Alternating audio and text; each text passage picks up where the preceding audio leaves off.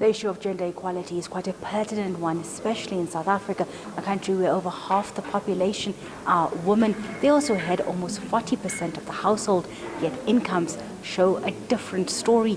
We're here this morning at the first day of a two-day conference being held by the Commission of Gender Equality, looking at this specific issue, bringing together stakeholders from various different backgrounds across the private, public sector, civic organizations, activists, as well as those that are affected by these concerns, specifically the vulnerable groups and women in particular.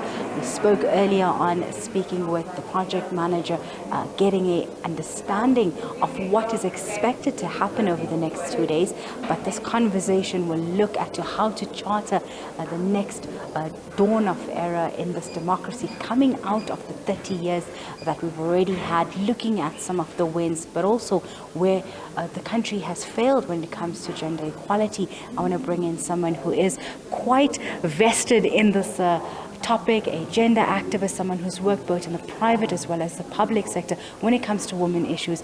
Thank you so much, Mbato, for speaking with us. Let's start with, when we look back 30 years into democracy, coming out of apartheid, coming into the new administration, how have we fared when it comes to gender equality?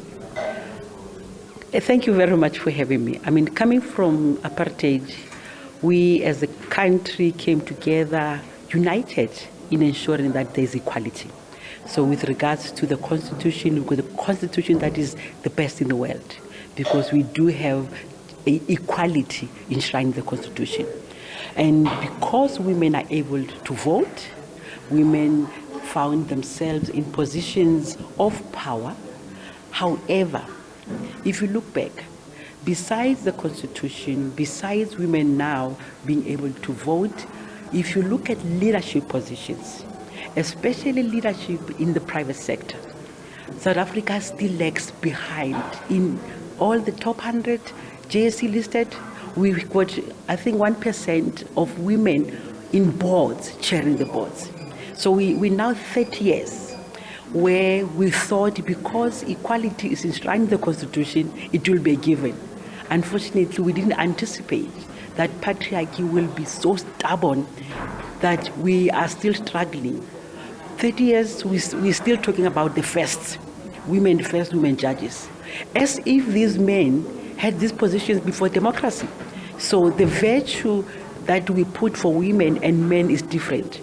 And because we don't hold those in leadership accountable for not filling the position that they need to fill to ensure that's gender equality. We have very low threshold for persons with disabilities, 1%, but where we are now 30 years, they have not reached that. And we have not reached that because there is no accountability for holding managers accountable for not meeting the targets in the Constitution. We still have a problem with regards to gender pay gap. We especially, and I'm going to say especially because in government, when there are positions and they're advertised, there is a bracket where you know that you're applying for a position of a director and this is a bracket. However, what we have noticed 4 years ago, that even when there is a bracket, women get at the bottom of that bracket. Even in government, there is still a gender pay disparity because when they appoint men, they put them on the notch, while women start at the bottom and going up. So that is the biggest challenge. We have the biggest challenge with regards to gender-based violence, and I think South Africa knows about that, to the extent that the president had to declare gender-based violence as a pandemic. Now, because gender-based violence has been regarded as a pandemic, are we now treating it as a pandemic? Of course not.